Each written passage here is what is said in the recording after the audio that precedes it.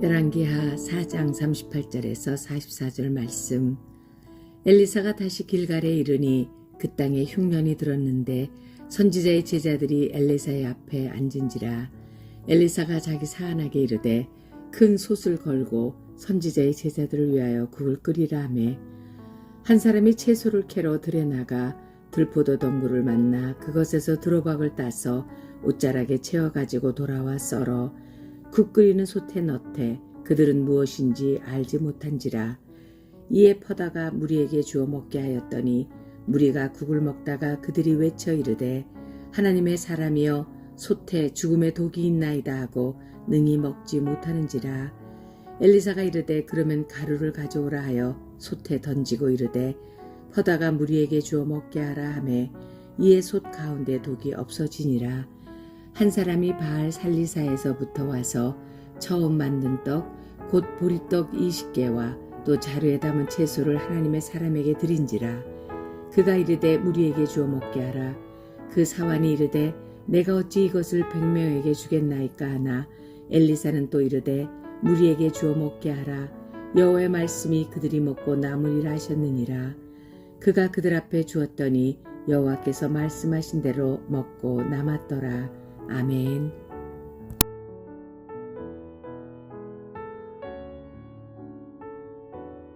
함께 기도하겠습니다. 하나님, 우리 주 예수 그리스도를 온전히 따라가는 믿음으로 살고 싶습니다. 세상을, 사람을 따라가지 않게 하시고 철저히 나의 주, 나의 하나님, 그 십자가 예수 그리스도를 따라가는 우리의 삶이 되게 하여 주옵소서. 이 모든 말씀 예수님 이름으로 기도하였습니다. 아멘. 할렐루야. 죽을 수밖에 없는 우리에게 예수 그리스도를 허락하시고 그 예수 그리스도를 통하여 우리에게 생명을 주실 뿐만 아니라 우리가 살아갈 수 있는 모든 것을 공급하여 주시는 우리 하나님의 이름을 높이 찬양합니다. 오늘 우리가 함께 나눌 말씀의 제목은 하나님의 사람 예수 그리스도, 하나님의 사람 예수 그리스도라고 하는 말씀의 제목입니다. 오늘 말씀의 제목을 이렇게 정한 이유가 있는데요, 우리는 이번 한 주 내내 계속해서 오늘까지 말씀에서 열왕기하 4장 말씀을 묵상해 오고 있습니다. 그리고 그 말씀의 핵심 사건은 엘리사가 행하였던 5가지의 기적의 사건으로 말씀이 계속해서 진행되었습니다. 그런데 사정의 말씀에서 특이한 것은 엘리사가 어떤 기적을 행할 때마다 엘리사가 행했다라고 하지 않고 하나님의 사람이 행했다라고 말씀이 기록되고 있다는 것입니다. 가장 먼저는 사장에서 첫 번째 사건이었던 선지자의 제자가 죽고 과부가 된 여인이 엘리사가 도와진 사건으로 4장 7절 말씀을 보시면 그 여인이 엘리사에게로 나아갔다라고 기록한 것이 아니라 하나님의 사람에게 나아갔다라고 기록되어 있고요, 두 번째와 세 번째 기적에 해당되는 그 아이가 없는 수넴 여인에게 아이가 태어나고 또 그 아이가 죽었는데 다시 살아난 사건에서는 4장 27절 말씀을 보시면 또 엘리사라고 기록된 것이 아니라 하나님의 사람이라고 기록된 것을 또 보실 수 있을 것입니다. 그리고 오늘 본문이 되는 국에 독이 들어가서 먹을 수 없게 되자 그 문제를 해결했던 40절 말씀을 보시면 거기서도 또 하나님의 사람이라고 기록되어 있는 것을 또 보실 수 있을 것이고요, 또 한 사람이 그 보리떡을 가지고 와서 먹게 되었는데 부족할 것 같았는데 그 사건 속에서도 42절 말씀을 보면 엘리사라고 기록되어 있지 않고 하나님의 사람이라고 기록되어 있는 것을 보실 수 있습니다. 그럼 왜 말씀은 엘리사가 행한 이 모든 사건을 하나님의 사람으로 기록하고 있겠습니까? 4장 말씀을 처음 나눈 화요일 말씀을 기억하고 계신 분들은 아마 아시겠지만, 말씀이 엘리야는 율법과 같은 심판과 죄를 증거하는 존재였다라고 한다면 엘리사는 한 사람 한 사람을 찾아가서 만지시고 회복시키시는 사건을 통해 예수 그리스도를 보여주시는 분, 예수 그리스도를 증명하는 사람이라고 나누었습니다. 그러니까 4장 말씀에서 진행되고 있는 이 모든 사건은요, 단순한 기적이 아니라 표적, 그러니까 예수님께서 이 땅에서 하나님의 사람으로 오셔서, 인자로 오셔서 어떤 일을 행하시며 그를 통해 하나님께서 통치하시는 하나님의 나라가, 하나님의 사람이 어떻게 이루어지는지를 보여주는 말씀이 바로 열왕기하 4장 전체 말씀이었던 겁니다. 그래서 오늘 말씀은 4장 전체를 정리하면서 예수 그리스도께서 이 땅에 하나님의 사람으로 오셔서 우리를 위해 무엇을 또 어떻게 행하여 주시는가, 그것을 함께 묵상하고 우리의 삶이 세상의 왕 바알과 아사르를 따라가는 것이 아니라 하나님의 사람 예수 그리스도를 따라가 또 그분으로 살아가며 그분으로 인하여 살아갈 수 있는 영적 은혜가 있으시기를 주의 이름으로 축복하며 도전합니다.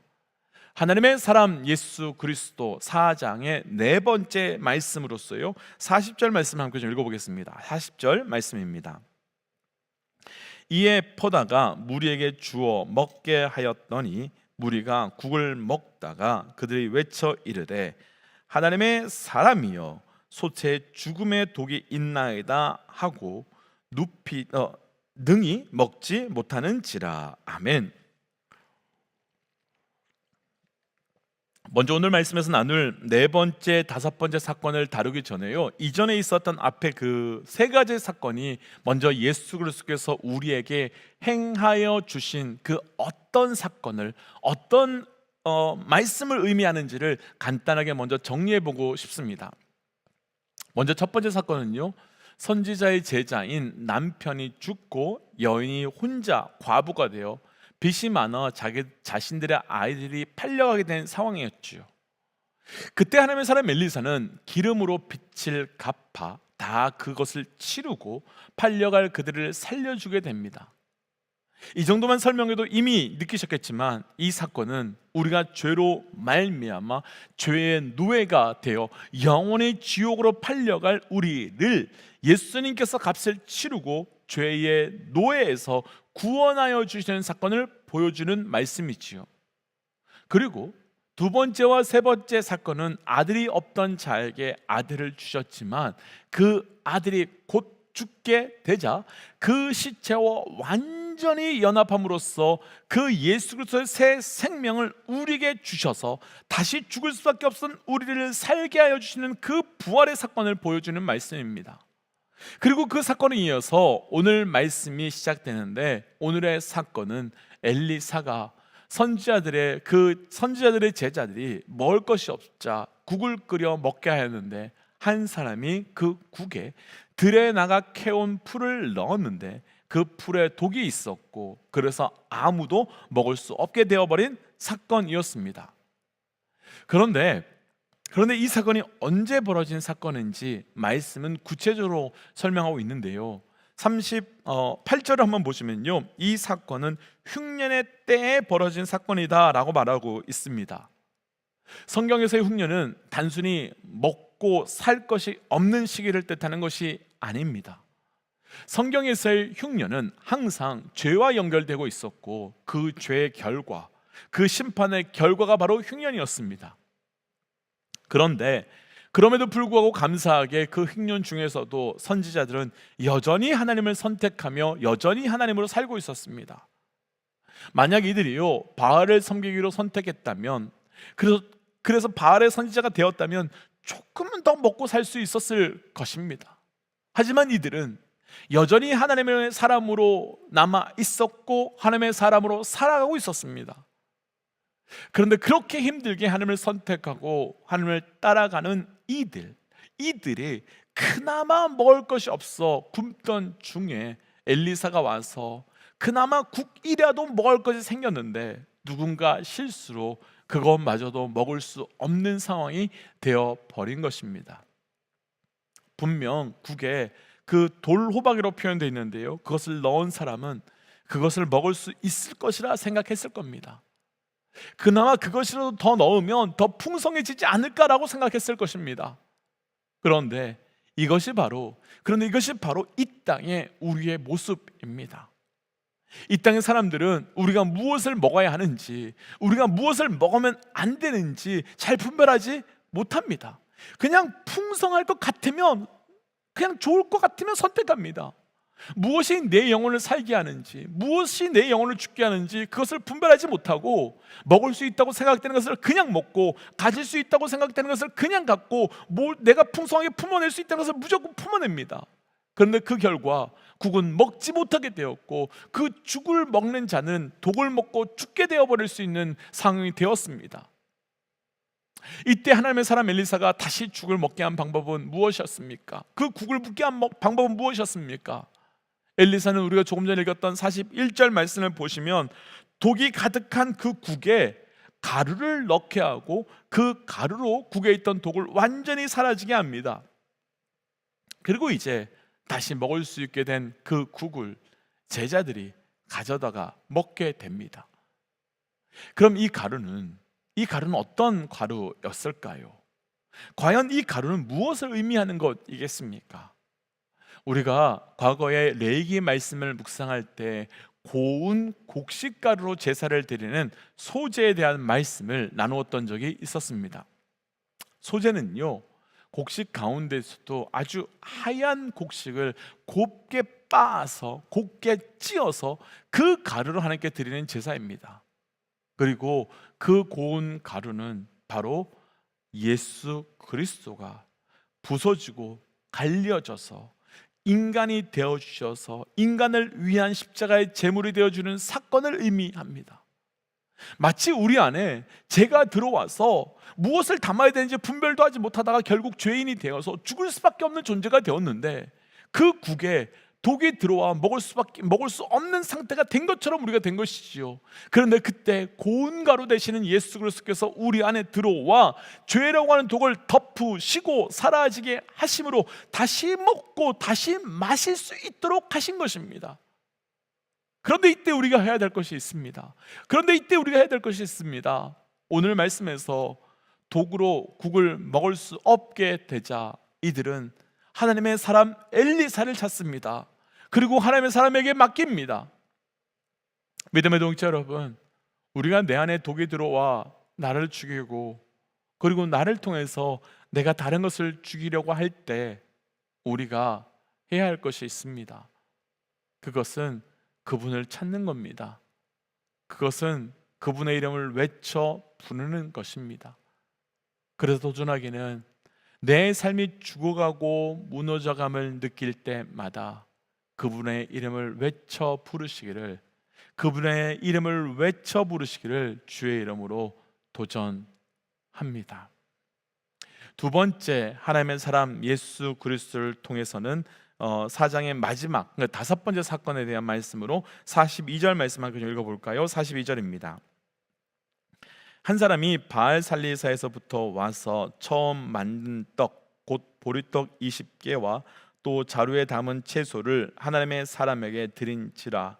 그가 이르되 무리에게 주어 먹게 하라. 아멘. 다섯 번째 사건은 한 사람이 처음 만든 떡을 가지고 와서 하나님의 사람, 그리고 엘리사에게 주어서 그와 함께하는 제자들에게 먹을 수 있도록 한 사건입니다. 여기서 처음 만든 떡이라고 하는 것은 영적으로 중요한 의미가 있는 단어입니다. 지금 북이스라엘은 완전히 타락한 땅이며 바알과 아세라에게 엎드려 우상에게 예배하고 있는 땅이 되어버렸습니다. 그런데 여기에서 한 이름 없는 한 사람, 무명의 한 사람은 처음 만든 떡, 그 떡을 우상에 줄 수 없고 하나님께 드리기 위하여 바알 살리사에서 길갈까지 온 것입니다. 말씀을 준비하다가 궁금해서 그 거리를 찾아봤더니 바알 살리사에서 길갈까지의 거리가 대략 60km, 그러니까 약 40마일 정도가 되는 거리였습니다. 그 먼 거리를요, 가장 처음 만든 떡을 하나님께 올려드려야겠다라고 하는 생각으로 온 것입니다. 그런데 이 떡을 본 사환은 우리가 100명이나 되는데 어떻게 이 떡으로 다 먹을 수 있냐라고 말합니다. 그때 하나님의 사람은 오히려 반대로 그것이 충분하다, 먹고 남을 것이다 라고 말합니다. 그리고 실제 하나님의 사람 말 그대로 44절 말씀을 보면 떡이 남게 됩니다. 어느 정도 말씀을 아시는 분들은 이 말씀을 보시면서 생각나는 말씀이 있을 것이라 생각됩니다. 맞습니다. 이 말씀은 예수님의 오병이어 사건, 또 칠병이어의 사건과 아주 비슷합니다. 사람들은 우리에게 어떻게 예수 그리스도가 우리에게 답이 될 수 있느냐라고 질문합니다. 어떻게 인간이 우리의 죄를 해결할 수 있느냐라고 반문하고, 그가 우리에게 생명을 줄 수 있느냐라고 의심합니다.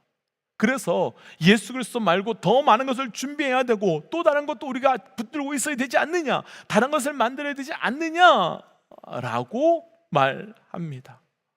심지어는 그것이 교회 안에서조차, 믿음의 사람들조차 예수 그리스도 말고 다른 것을 더 준비하고 더 만들어야 될 것처럼 신앙생활을 합니다.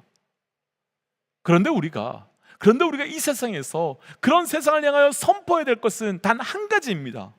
예수 그리스도 한 분이면 충분하다는 것입니다. 예수 그리스도 한 분이면 충분한 정도가 아니라 우리의 삶에 넘치게 된다는 것입니다. 바로 그 선포가 우리에게 있어야 된다는 거죠. 왜 이 사건이 열왕기하 4장 마지막 사건이 되었겠습니까? 앞의 사건에서 빛으로 팔려가는 사람들의 빛을 다 탕감해 주셨습니다.